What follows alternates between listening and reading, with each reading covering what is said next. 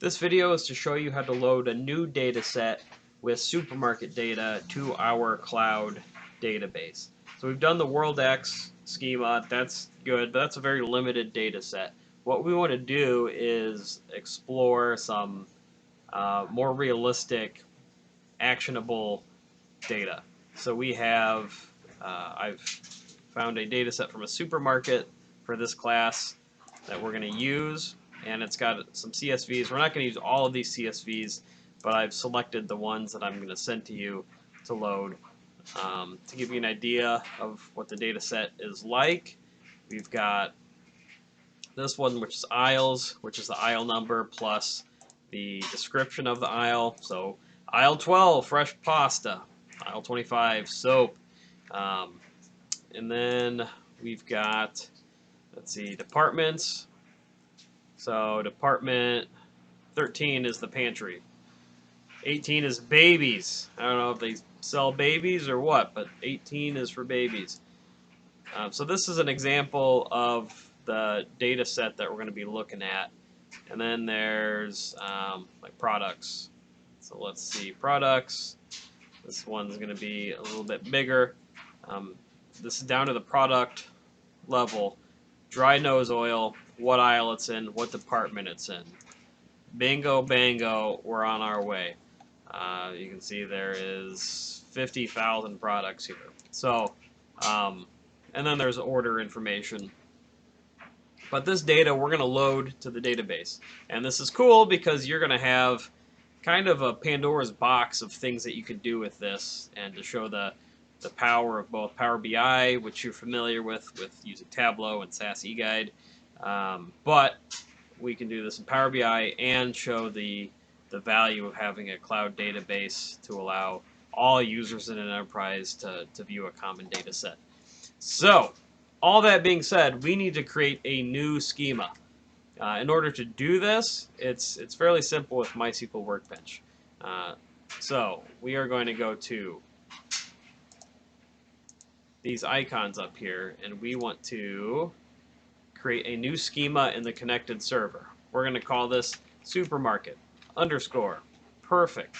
We're going to hit apply, and it's going to generate a SQL code for us. Create schema supermarket. We're going to keep defaults. That's fine. And then it's created it. If it doesn't pop up here for you, hit refresh and it should pop up. So now, we're currently in World X because that's where we're looking at, but let's double click and take us to the supermarket schema. Perfect. We're here, it's bolded, we are in the supermarket schema. Now, I have those files that I sent you. What you need to do to create this schema is take each and every one of those files and load it in here. There's a couple different ways to load schemas, and you've already experienced one way where you ran the run SQL script. What that did was it ran a series of SQL scripts that was creating relation tables, creating with the columns / attributes in each and every one of them. It built that for you from a SQL script. Well, this is a different way to ingest data, and this is going to be the most common way that you do it. You're going to take data that already exists, and you've decided as an enterprise you want to put it in a database instead of having it on disconnected CSV files or Excel files or text files, whatever it may be. You want to take those files and put them into a common data set repository like a database, and so you're just going to load those files, and that's exactly what we're going to do here. So this is pretty user-friendly. People can get intimidated by doing this, but you need not be intimidated. You're going to be a marketing analyst, not an IT person, and you can do this. So you're just going to go to tables under supermarket. You're going to create table. Or actually, let's go to table data import wizard. That's a better way to do this.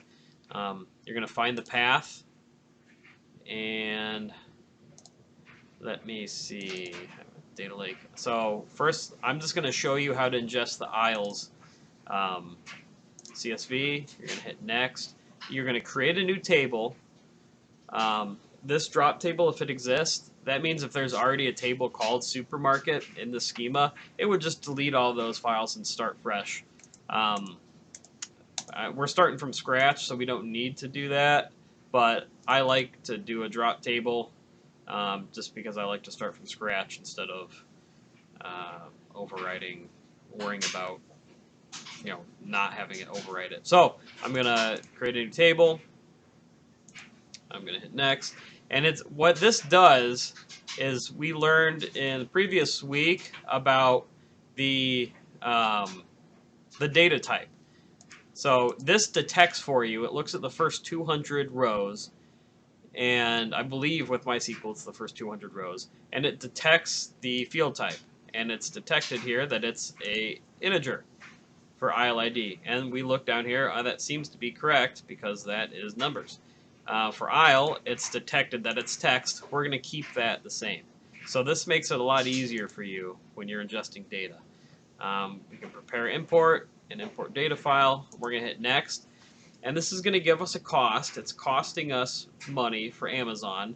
So we talked about the tokens and how much money, it's fake money, but if you were doing this for an enterprise, this would cost you, this transaction would cost you something or cost your business something.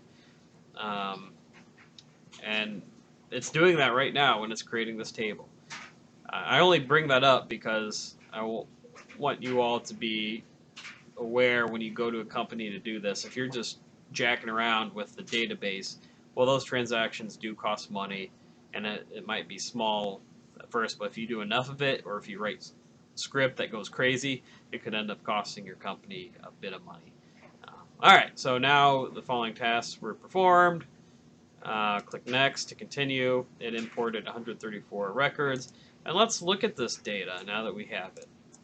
Well, we can't see it under tables, so what are we going to do? We're going to hit refresh, and there we go. We see the aisles, we select the rows, and we can see that everything was brought in here. You're going to repeat that process for all of the files that I send to you for this.